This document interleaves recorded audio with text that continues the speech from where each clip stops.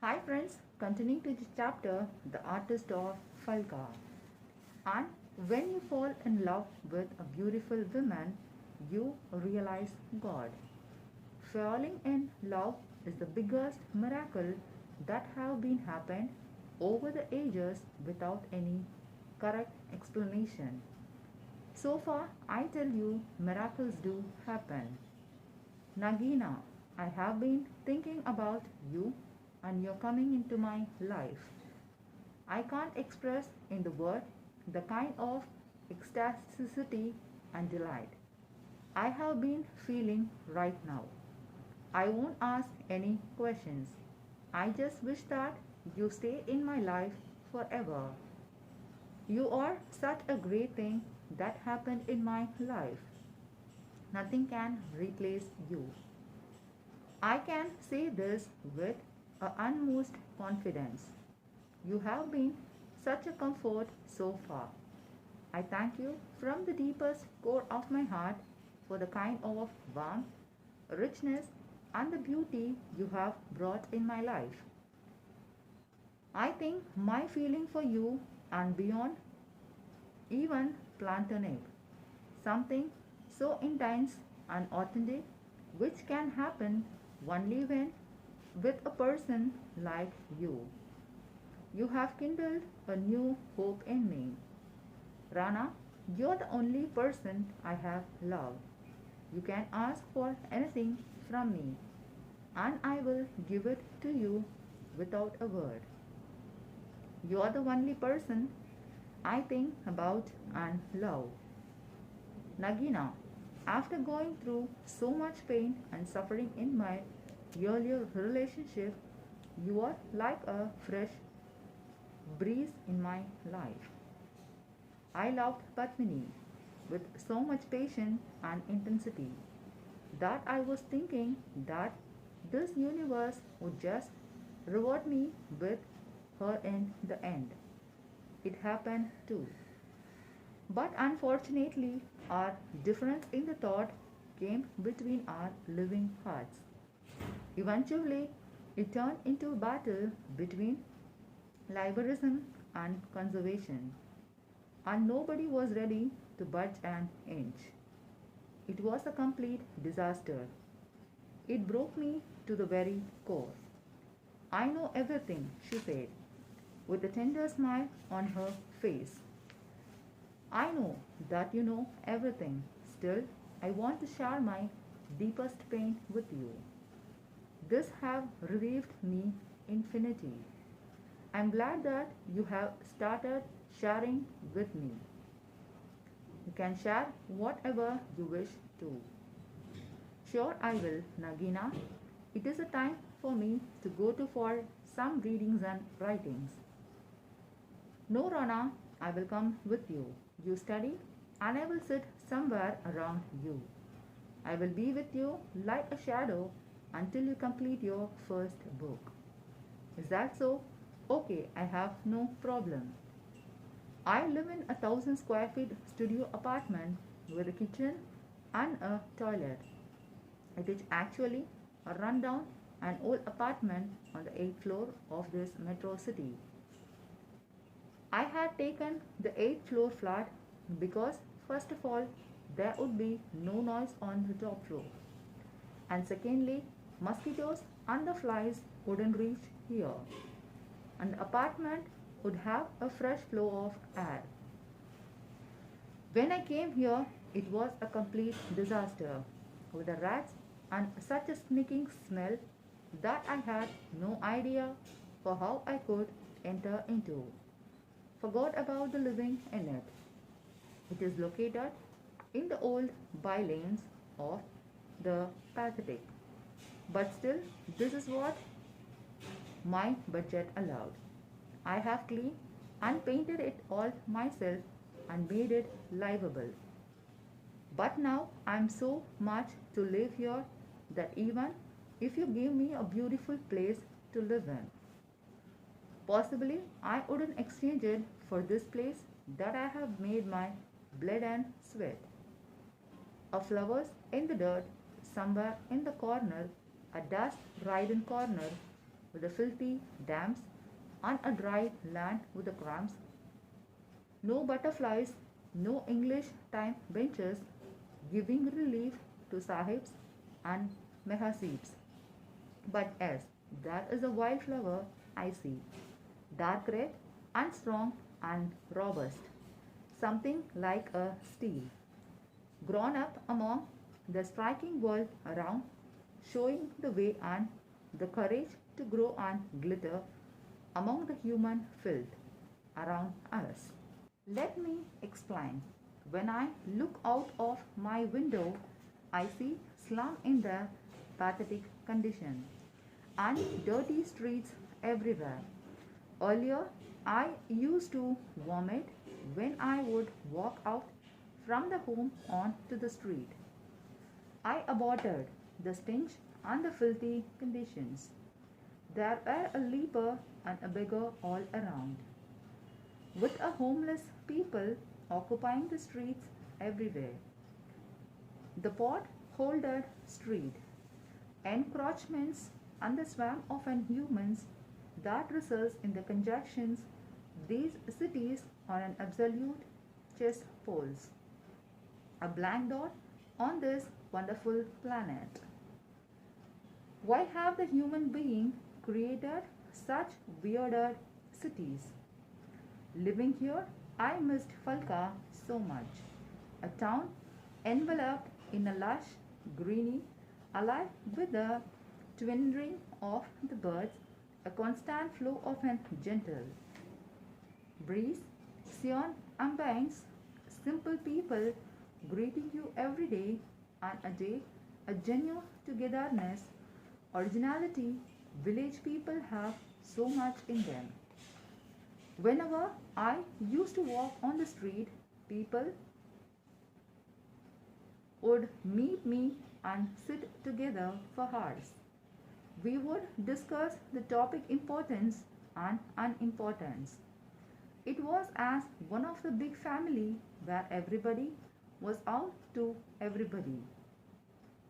No artificial appearances, no fake greetings, no competitions, an easy and a simple life. No artificial appearances, no fake greetings. Dear Falka, why don't you come close to me again and again and settle yourself down here? How would Falka look at were to take a human form? Would it be a lion, a male, or a female? I think it will be both, with a mix of an masculine and feminine quality. When someone at Falka needs a care and protection, then the town will turn itself into a furious mother out to protect her child. But when someone feels weak and confused, then Falka will turn itself into a masculine being, guided its subjects and installing the confidence into their very core. Coupled with a stirring and inspiring environment, Falka had produced many a great soul. Oh, I'm not talking about the great men of repute, success, and the achievement, but men who have loving, simple, and genuine hearts. Falka is an achiever in that sense. Falka, I will come back. Hey Rana, what are you looking at? Through the window, Nagina asked, surprised at the length of a time I was sitting here. Oh, I was just looking out of window, thinking about my hometown, Falka. I said animatedly, getting nostalgic and missing your family. Yes, family, friends, Falka. Everything about my good old days. Why don't you share something about your friends and family with me? Oh, why not Nagina? Like every family, my parents have given me the best education and atmosphere while bringing me up. They have done whatever the best they could do for me. Like every other person, I think my parents are the best one in the world. They gave me the best education. so that I could do an MBA and some other professional degree and get a job. They wanted me to do something that the other children were doing. But I used to write since I was a kid. So I didn't take up any professional degree or the course and instead decided to go for writing. This was my only love and it is used to give me an immense information, satisfaction and joy. You just can't imagine. But my parents were dead set against my choice and they feared that I would end up on the road as nobody. I tried convincing them that it was something I have loved doing and it was just a matter of a time before I started earning a living out of writing. My father gave up and surrendered to my decision. But ironically, my mother was totally convinced that I was not worthy of anything. Since the day I dropped my MBA to study the literature, she had been saying that I am a black sheep of the family with no talent at all. Since I never earned as much as my siblings, she started to discriminate. She had always been influenced by the money and the power. Given that I have no money and power because I was simply a writer poet in those days, she would neglect me in every single aspect. She once seems that I would leave home and live somewhere alone. She instigated my dad to throw me out of the house. But my dad is a wise man. All she had in my mind was money.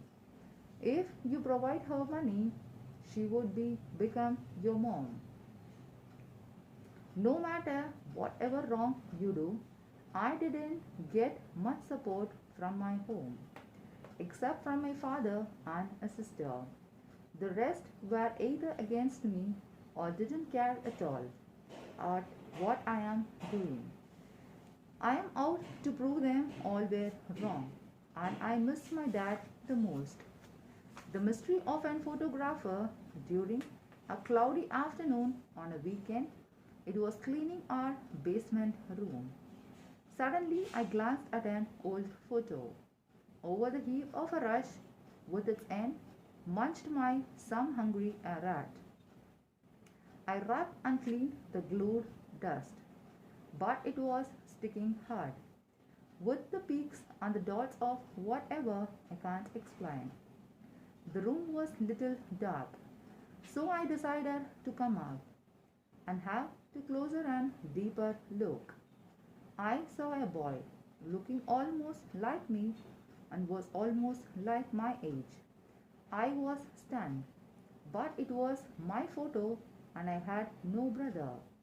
And this house had nobody in it before us.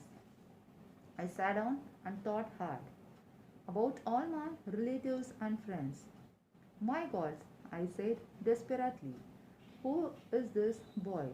All of a sudden, a drop from an darkening cloudy sky fell on the face of that boy. I rubbed it and cleaned the face and noticed a black mole on his forehead. I looked above and thanked the cloud. He was my father.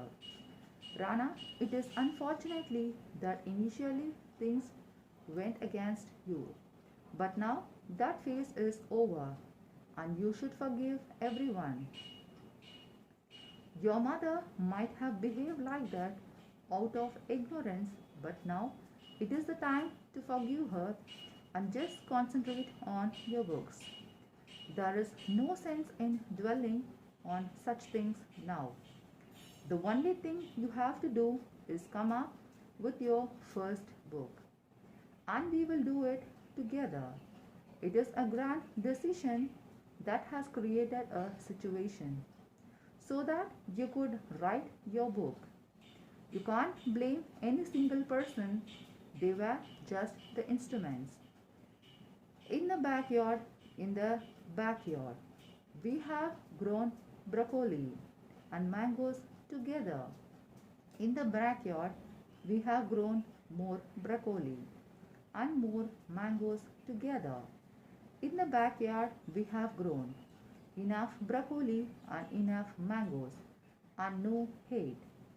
Tears welled up in my eyes, and I again started crying like a little kid. Everything flashed through my mind: my childhood, my family, my friends, girlfriends. Why had the world chosen to give me so much pain? I did not get much support from my family, my friends, and I had gone difficulty ways. I had such an devastating experiences with my girlfriend. Nothing turned out good in my life, and all I say in the end is that I have survived on the whole. I was in the deep silence looking at the star.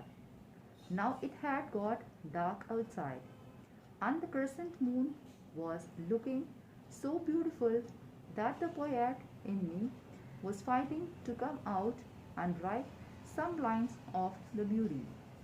The stars surrounding the moon seems like a bridal veil. The night seems to me like a bride, all ready for the stage, waiting for a photographer click. Nagina was sitting with me, her hand on my right shoulder, her head leaning on my left shoulder. Her eyes were closed and her head leaning on my left shoulder. And I was looking at the sky, planning a new beginning. When I have expressed myself and cried enough, I looked at Nagina. The moonlight was making her face glow. Her sharp features, her closed eyes, this beauty was unsurpassable. I had never seen it before, nor I would get an opportunity to ever see it again in my life. I took her face in my hand and I touched her lips with my fingers. She opened her eyes and looked at me. I tell you, her eyes were oceans of purity and innocences. No shrewdness, no cleverness, no scheming, just absolute truth. We kept looking at each other for a long time until our heart melted. Souls got excited and the mind stopped thinking. Then it was a pure delight. We both closed our eyes again and sat in the company of each other till the last into the night. We were just holding each other and do nothing. We did not speak a single word. We didn't even look at each other, and we loved each other. We felt each other. Love happens in a stillness, silence. You don't need the words to express it. Is there in you? Listen to be quietly.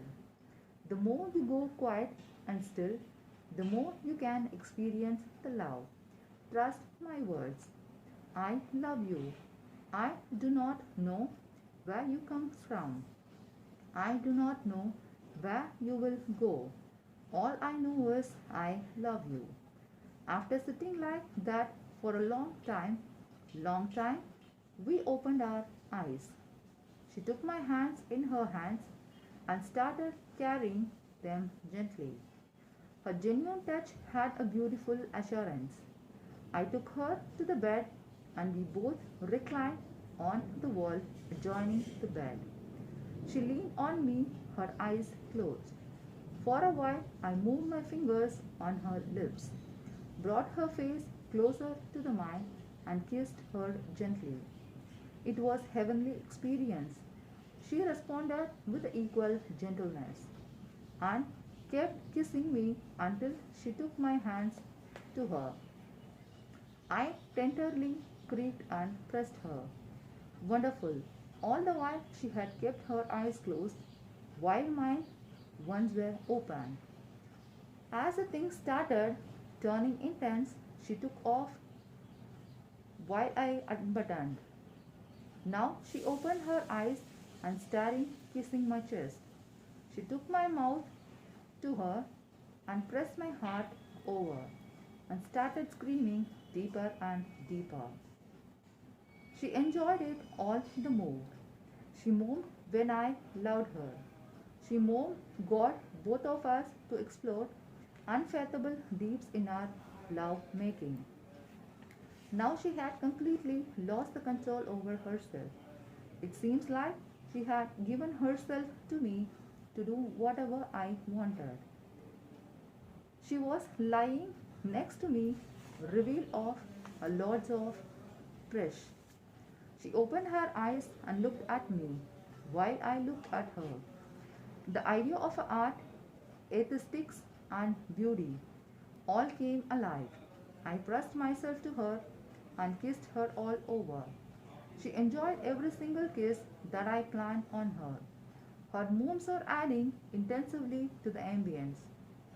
We were completely in love, just the way we have created.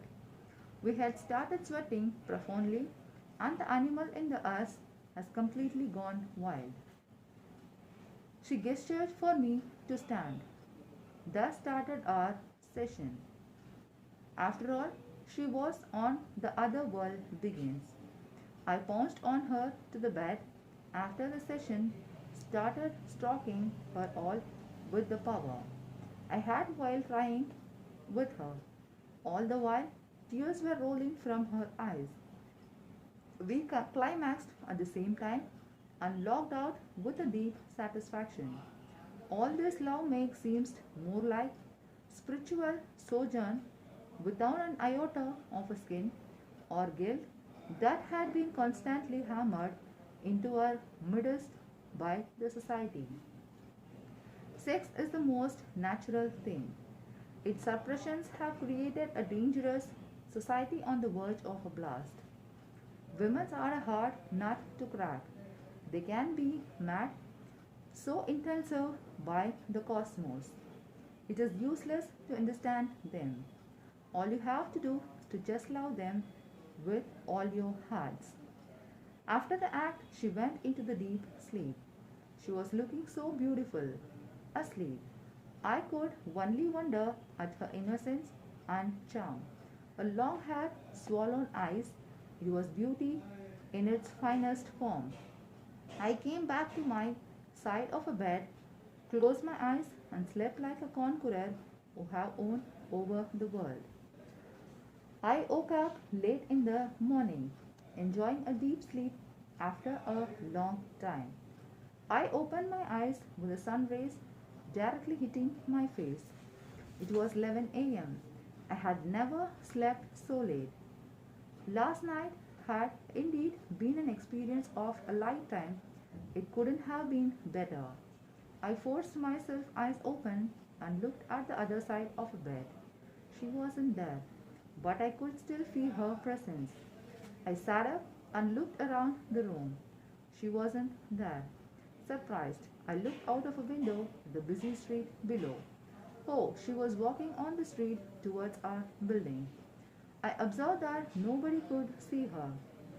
She entered our building and after a while our flat. She came close to me and gave me a gentle smile. What are you doing on the street? I asked, quite amazed. I was just taking a walk, getting an idea of surroundings. Have you had your tea? No. I will make some for you. Wait. I want to ask you something, Nagina. Ask. How was the experience yesterday? It was wonderful. You are a macho man yesterday. You're my hero, isn't it? Yes, Rana, you are my hero. My love, my everything. I have surrendered myself to you. I am at my disposal now. Ask anything for me and it will be yours. You are the only person I have come on the earth for. Saying this, she headed off to the kitchen. I watched her as she walked by. Her grace was enough to send me into the another trance. She was complete mind, body and soul package. She was beautiful within and without. As she walked by, I followed her into the kitchen. I took a hold of her and kissed back of her neck. Hmm, Simon, let me make a tea, Rana. We just had it at night. We will have it in the morning too, I said, winking. It is time for you to write something. Once you told me you write only in the morning. Go, read something and get on with your writing. Go, she said, pretending to be angry. I logged out with a kiss on her neck. I came to my bedroom, which was completely disheveled with a score of books, newspapers, filled letter pads, an old laptop which looked more like a briefcase. Cloths, plates, socks, you name it, and it was there. Since my younger days, I have tried to be organized, but it just didn't come naturally to me. The more I tried, the more disorganized I got. Finally, I have given up. I picked my laptop from the floor and put it on an old plastic table near the window. I sat at the table, opened my laptop, and started looking out of a window into the endless horizon. It looked like a blank page to me. Whenever I looked at it, ideas came to me. It was like an endless space where you could go into an indefinite length and steal the ideas. I believe for a writer to write, he should be able to stare at a blank space for a length of a time until the ideas start coming to him. This is the reason I had put my table near the window, and that was what was inspiring me to write. Yoti Rana. Suddenly, my reverie was broken, and I came back to reality. Thank you. What are you going to read and write today? She asked, putting the cup of tea on my table. Are you all interested in reading? Do you write? I asked. No, I'm not interested in reading, but if you ask me to do reading a particular book, I will go through it. But I can't write at all. Writing is not my cup of tea. But I will read the book you have been writing and give you the feedbacks if you wish me to give any. This is so kind of you, Nagina. I generally start with reading the popular newspaper and some characters and chapters of a particular book which I happen to be reading. After I'm done with my daily dose of reading, I will sit down to write. It is like I fill myself with the words through reading and then come out with my own. Reading is the fuel that empowers the writing engine in your body. I said with a smile, which books you are reading nowadays? I have been reading the story of a Wamba tribe. It is a book based on an African warrior who was superbly skillful in the land, ocean, and air, and are trained to be ignore pain, blood, and sweat. Once they reach the age of 9, they are left alone in the jungle to fend off themselves and are not allowed to come back for 5 years. Even if they come back, they are thrown back into the wild jungles. Some Wambas die, but those who survive and come back are awarded with the title of Wamba Kings. They became the future leaders of their tribes. Interestingly, there the survival ratio is only 1%. But this is a way it is. The toughest survey, while the weak fade out. The rules are play everywhere, whether we are in a jungle of Africa or a metropolitan city of India. And what will be the story of your first book? It will be a story based on the life of a people who has decided to take altogether a different path and then the problem they have to face. Have you started writing it? No. Currently, I am doing research on the books. I have met and interviewed the people who have been broken certain set of rules. That I have found it that they all have to face an immense opposition from the society. It is because society doesn't want you to be an individual, it wants that you stay as a part of it. As soon as they decided to go to their own ways, life became hell for them. But being men of steel, they precised and created the new path. This book will be a salute to them. This is such an good idea. I also believe that only such peoples are worth of living on the planet. They actually live while the others just exist. You're doing a fantastic job writing about them. How will you carry on your research? Do we live or there at the beautiful sea? Just around that beautiful house, below the roof that we never see, above the earth that we take for granted. I live, running constantly and constantly, as if this life after us. We reach now here and never to the place where we must live. There is something we are running after. There is something we are running after. But we don't know what it is because we seldom reach to a place where we truly can live. I have already done the important part of my research. I have traveled the length and the breadth of a country to understand the business of the masses. It was about the covering our country and understanding her intimately. Hmm, Nagina, I tried to find out what had made our country such a passive nation resulting in a pathetic poverty, dirt, corruption and occupation for the ages. The journey was to complete the decipher of the interlinearies of our country. That was a massive task, and I am glad you have completed it, said Nagina, clapping mischievously while she spoke. She is looking more than happy today. A smile makes my day. I don't know how to thank the cosmos for the immense generosity that it has shows towards me.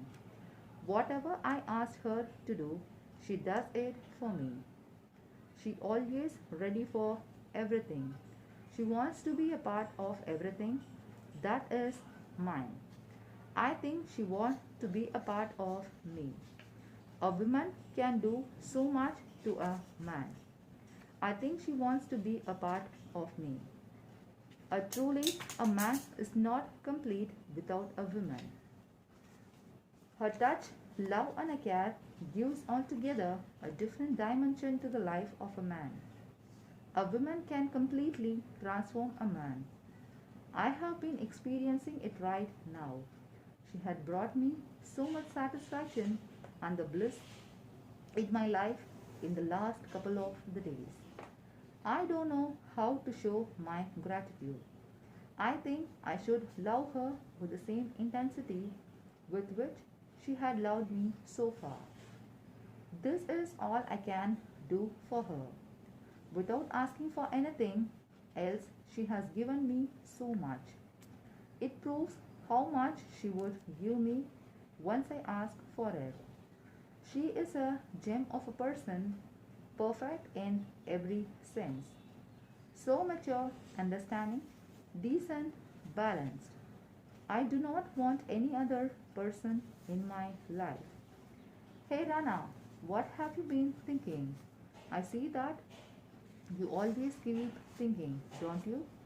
Nagina, I was thinking about you and that I love you with the deepest core of my being. I know Rana, I love you too. By the way, do you have never told me about your literature studies abroad? Do tell me some interesting experiences about your studies in US. Nagina, I was there for 2 years and I studied the literature under one of the great professors. I was the only Indian student in my literature class there. The rest were all Americans. Actually, I wanted to study all the greater writers of the world. Since the US have the wonderful education system, I decided to go there. Beside the classes, I would also be getting the time to sit quietly in a corner and study the books I love. So I applied to a few US university and got an opportunity to study in one of an renowned colleges. I took diverse literature courses there like the children literature, poetry, fiction, etc. The libraries there are really huge with millions and millions of books, even in the state libraries. The reading habitat given a lot of improvement there, and whenever people get time they read. This keeps them well informed, updated and aware. So I went to the college, attended the class, and in the spare time I sat alone in a corner somewhere in the library and started reading some of the famous book on literature. I tried not to make some of the friends there as it would cost me a lot of a time maintaining friendship with them. So I deliberately decided to be a loner and haunt the libraries. I communicated with the professors and talked with the fellow students, roamed the street, sat alone during the whole night, and pondered over literature. Eventually, I realized that literature is nothing else but a commentary on life. Writers are the guys who watch the drama of a life unfolding in the front of them and then they comment on it just the way they have watched it. An interesting thing I have found while reading all the books is that gradually, over thousands of years, books have constantly been losing their intensity and impact. For example, I have read the classics, mythology, modern, postmodern literature, and it was quite clear that the modern books have more often commercial elements in them, while ancient books have no such motives. Earlier, writers didn't write to sell or make bugs. They just write for the joy of writing, that they are derived out of it. It was now about how many copies were being sold. It was about how many people have been influenced by the book.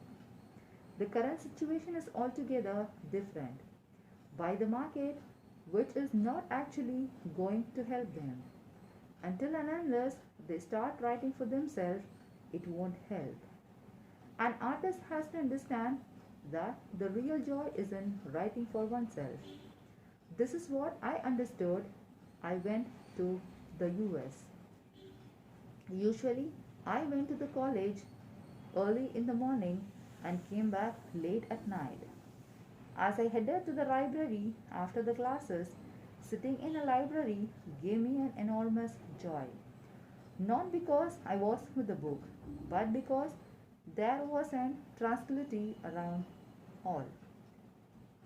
Peace resigned over there, and this was what I loved most. Another thing that gave me joy was being in my own company. I was with myself all the time, and that allowed me to brood over the things in a quiet state. I actually wanted to study the American system and how the country functioned. So my time is usually passed in walkings, studying in the library, and observing the things. In those 2 years, I had read almost all the prominent authors of the world and found two things common in them: love for humanity and an immense fighting spirit. They never gave up, either in the front of the government or any other unjustly authority. When they look at a stand, it was forever. Secondly, they went into an immeasurable distances to help people. Of all the literature that I have read, I love the Russian literature, Indian literature, and the British literature the most, in that order. I have found that all the great writers were also a great travelers. They traveled, traveled, traveled, and they wrote, wrote, wrote, and wrote. And they are the most fearless souls I have come across. They stood for every single word they wrote. In other words, they stood for the truth. I learned that writing is not just about decoration of the language. It is about the fairness of the thoughts. When you write, you have to be true to yourself. When you write, you have to forget yourself and let your words to do all the talkings. When you write, you have to be a common man, a god, and everything that comes in between. In the West, art is respected medium. If you are a photographer, painter, writer, or an sculptor, people will respect you. It will take time to happen in our country. People have to become more aware. Also, I have found the Western people are generally honest, since punctual, disciplined, and introducious. They might not be as intelligent and sharp like us, but they beat us with their sincerity. It is the time we have learned from them. Coming to the writing, I mostly wrote poems. I didn't try to prose the writing then. So I would read a lot of poems and write. Of all the classes, poetry was my favorite. I would excitedly write the poems before going to the class and dictate them to my classmates. I would always listen to my heart. So it was natural that I turned out a poet. Earlier, I used to think that I would keep on the writing poems together with a full time job. But later, I thought I should experiment with the other modes of writing also. So I started writing the articles, columns, short stories, reviews, travel logs, etc. My work started getting published, and this gave me a tremendous confidence. It also worked as a freelancer copywriter. The US had played a big role in shaping me as a writer and a human being. It spoiled my art, gave me an ample time to read, write, and observe, and gave me an opportunity to preserve another civilization. This is one country where the merits were being justly rewarded. If you have to go through a special talent, the government will take the responsibility to shape your talent. That is why it attracts worldwide talent.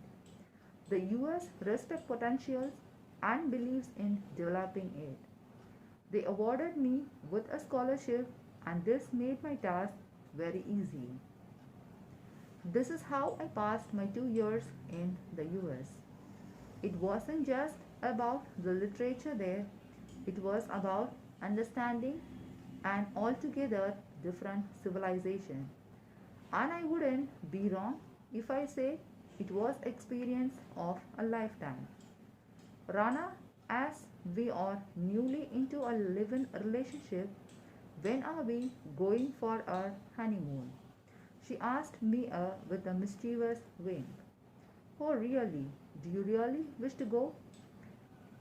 Yes, we are in a relationship and living like a husband and wife. So I really wish to go. Do you also want to have the honeymoon? Yes. Wow, okay, great. So where will you be heading? Do you have any idea? I would like to go to somewhere, schedule a place where there is only you and me, where there is a greeny, snow capped mountain, a river, and an absolute peace of mind. I would like to go to a place where we can be ourselves and hang out in a total privacy. A place where there are lots of gardens, streams, tranquility, rural life, and a simple people around all. Where we could stay in a far away cottages and watch the sunrise and the sunset every day. Where we could sit for an hour in an balcony, sip a coffee, and look out at the endless green expanses while I melt in you. Where you and I can live as if we were in eternity. We will go to Falaka, I said, as it matched the kind of a scene she had created. It's mean we will be going to your hometown. I know it is a place most close to your heart and it is beautiful too.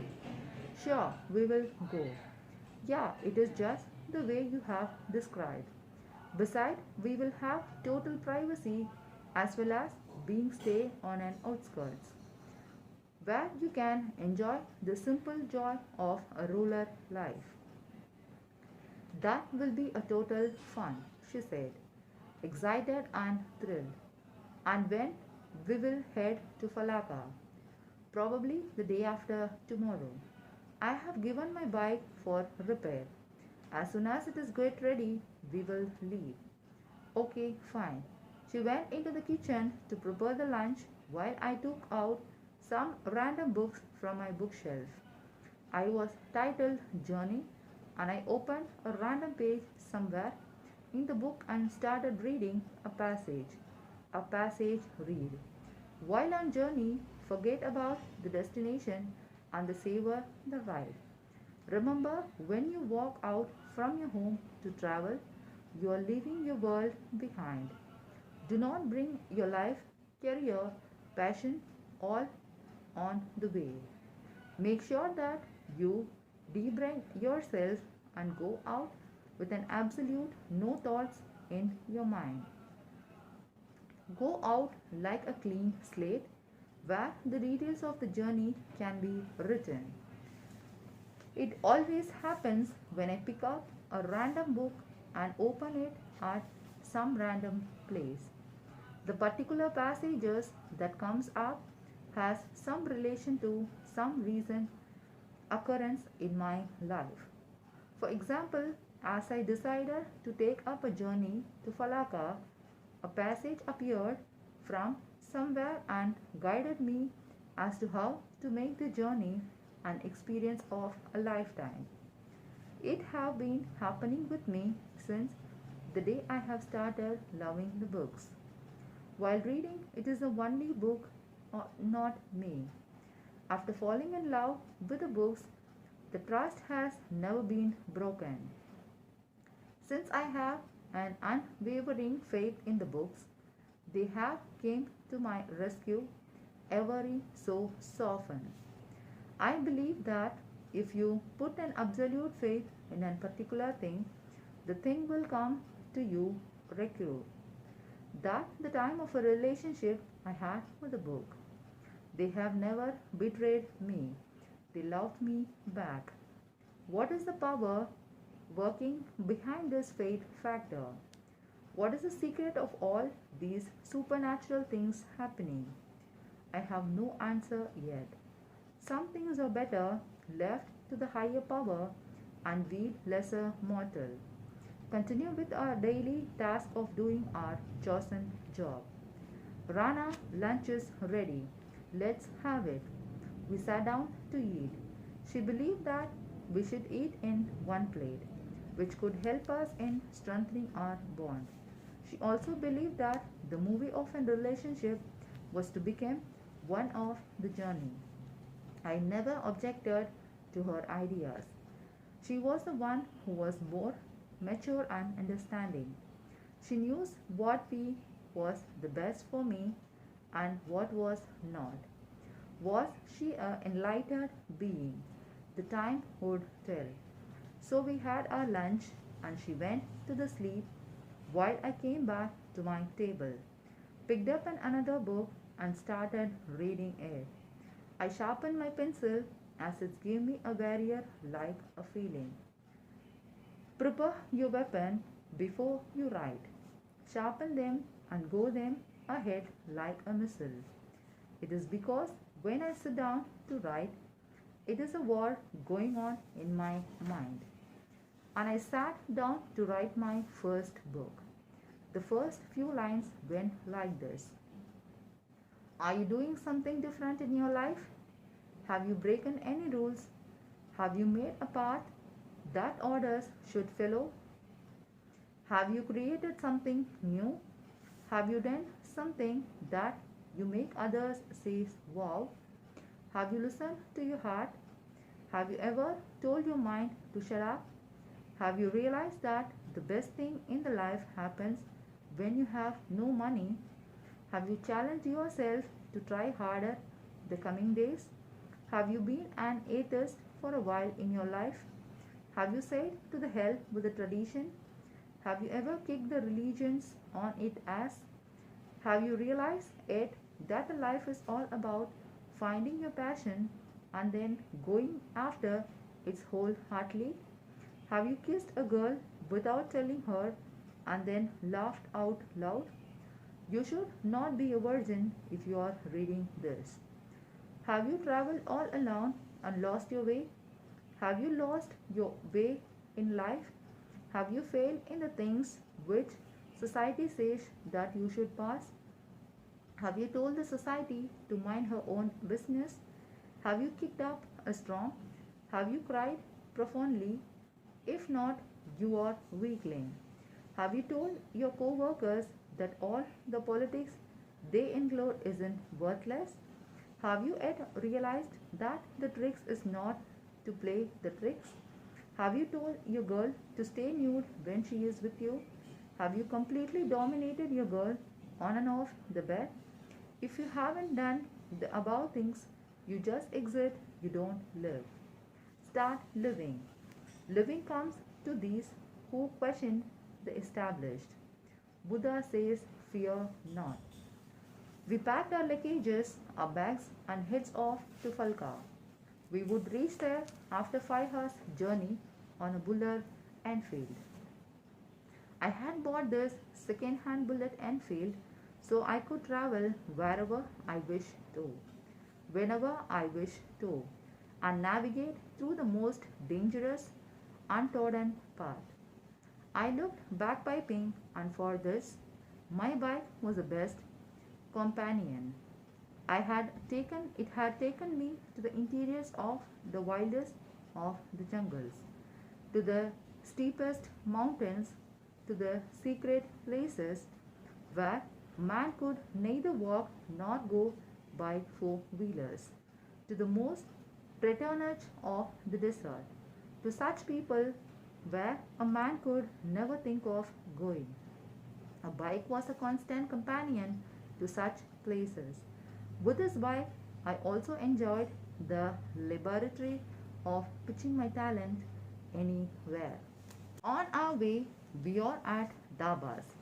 Roamed in the farm, stopped at the picturesque places just for a cup of tea.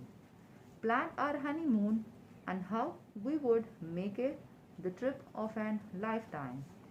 And many a time we just parked our bike and gazed at the horizon.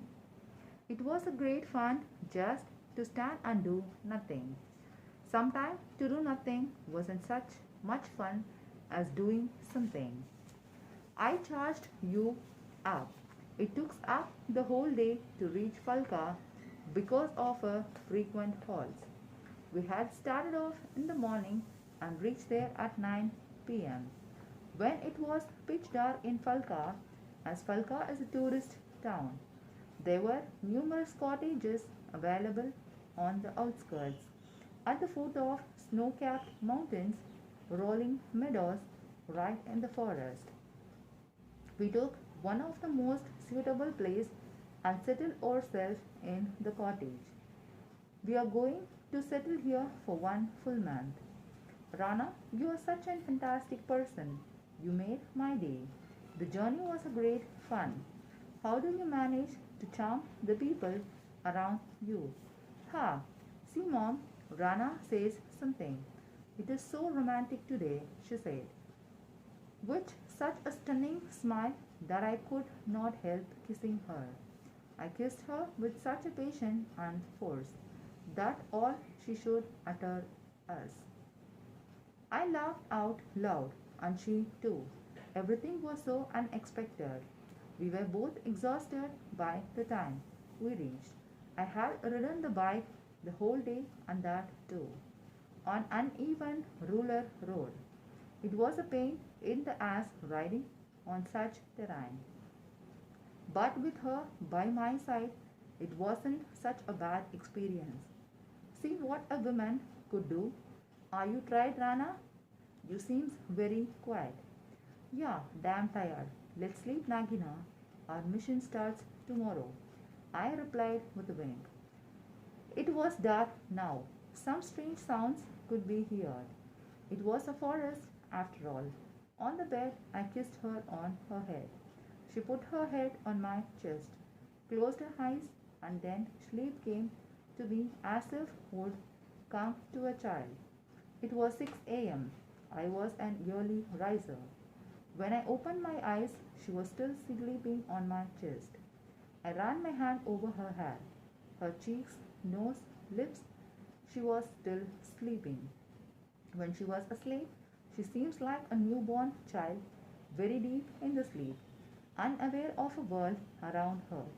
That was a kind of a purity and the innocence she carried. I looked at her. Her lips were swollen because of an passionate kissing. Her eyes were swollen, maybe because she was so tired. But even with her eyes swollen and an extra pout, she was one hell of an beauty. I wish that she would keep on sleeping on me forever. I took my hands off her so as not to wake her up, but I kept my eyes fixed on her. Beauty can do wonders. It was pure magic. Knock, knock, knock. She woke up. I put her on her side of a bed, stood up, and opened the door. Sir, morning tea. Oh, thanks. It is the right time for the tea. What is your name? I am Tino, at your service till you stay here. Just ring the bell, and I'm right in front of you. He said with a naughtiness glint in his eyes. Funny guy, this teenager. I sat back on the bed. She was completely awake now, half rinsing and half sitting on the bed. Have your tea, I said. Sure, thanks, Sorana. What is the plan for the day?